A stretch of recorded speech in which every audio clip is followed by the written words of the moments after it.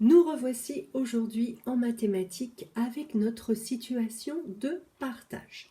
Nous avons déjà vu ça hier, donc comment faire pour partager quelque chose entre plusieurs personnes. Partager veut dire donner la même chose à chacun. On peut aussi dire que partager, c'est diviser, c'est la même chose. Ce sont deux synonymes. Alors aujourd'hui une petite histoire avec des bonbons. Donc j'ai des bonbons que je veux partager entre deux élèves. J'ai des bonbons que je veux partager entre deux élèves. Comment faire? Toujours la même démarche. Premièrement, savoir combien j'ai de bonbons. Pour connaître comment je vais répartir ces bonbons entre mes deux enfants, il faut absolument que je connaisse la totalité des bonbons à diviser. Alors on y va. 1, 2, 3, 4, 5, 6, 7, 8, 9, 10, 11, 12, 13, 14 et 15. J'ai 15 bonbons que je dois couper en deux. Alors déjà, si nous étions en classe, là je vous poserai des questions et je vous dirai déjà, est-ce que d'après toi, est-ce qu'on peut couper en deux 15? Est-ce que 15 a une moitié? Donc voilà, c'est un petit peu cette démarche qu'il faut avoir.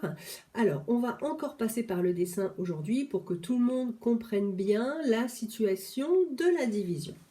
Alors, 15 bonbons, comment faire pour les répartir dans les paniers de chaque enfant? On fait les dessins, donc un bonbon, un bonbon, un bonbon, un bonbon.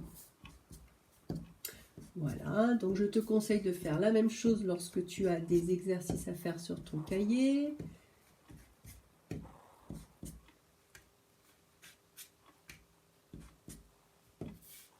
Alors, je compte 1, 2, 3, 4, 5, 6, 7 bonbons. 1, 2, 3, 4, 5, 6, 7 bonbons. Et là, comme tu peux le remarquer, j'ai un bonbon qui me reste, mais que je ne vais pas distribuer parce que le principe du partage, c'est que chacun ait la même chose. Donc, si je donne ce bonbon ici, ça va me faire 7 et 8. Si je donne ce bonbon ici, ça va me faire 8 et 7. Donc, je garde ce bonbon et je vais tout simplement écrire « Il reste un bonbon ». Voilà. Donc, la réponse, lorsque j'ai 15 bonbons à partager entre deux enfants, eh bien, la réponse, c'est 7. Chacun aura 7 bonbons et il reste un bonbon que l'on ne peut pas partager. Autre situation, maintenant, nous sommes toujours avec nos 15 bonbons, mais cette fois, nous avons 3 enfants qui veulent se partager les 15 bonbons. Comment faire? On y va, on fait la même chose. Donc comme j'avais fait des petits points, je vais barrer cette fois les bonbons. Donc je barre ce bonbon, je lui donne à lui, celui-là à lui, celui-ci ici, là, hop, hop, hop. Pour le moment, je veille à ce que vraiment chacun ait le même nombre de bonbons. Tu vois, pour le moment, tout le monde a le même nombre de bonbons. Je continue, hop, hop, hop, et je continue, hop, hop, et hop. 1, 2, 3, 4, 5, 1, 2, 3, 4, 5, 1, 2, 3, 4, 5. Les 3 enfants ont donc chacun 5 bonbons. Donc on redit, lorsqu'on a 15 bonbons que l'on doit partager entre 3 enfants, eh bien, chacun reçoit 5 bonbons et il ne reste pas de bonbons qui ne sont pas partagés. Tous les bonbons ont été partagés. Voilà. Alors, je t'enlève cette histoire. Nous allons mettre une nouvelle histoire. Cette fois, il s'agit, on va dire, de gâteaux. Alors, des gâteaux à diviser entre 2 enfants. 1, 2, 3, 4, 5, 6, 7, 8. Déjà, avant que je fasse des croix, des petits points ou des repères, dis-moi si tu as une idée de la réponse. Quand j'ai 8 gâteaux et que j'ai 2 enfants, combien de gâteaux vont-ils avoir chacun? Tu as raison. Ils vont en avoir chacun 4.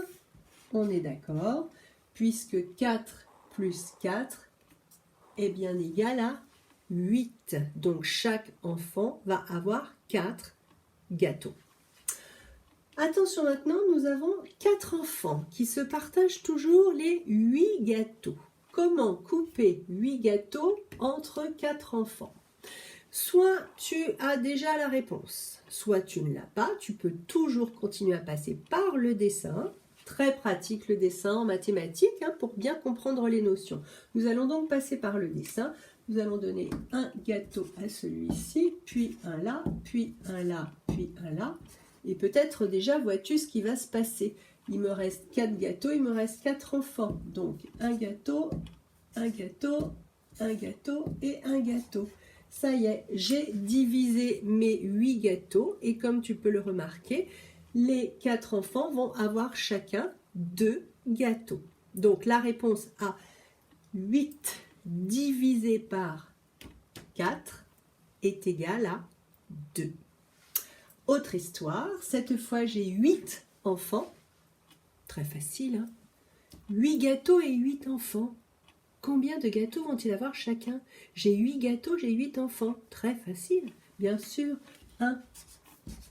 Chacun va recevoir un gâteau. Ce qui veut dire, lorsqu'on divise 8 par 8, c'est égal à 1. Voilà, vous allez faire des petits exercices d'entraînement sur vos cahiers et vous allez avoir à partager des choses entre plusieurs personnes. N'hésitez pas à utiliser le dessin pour bien comprendre.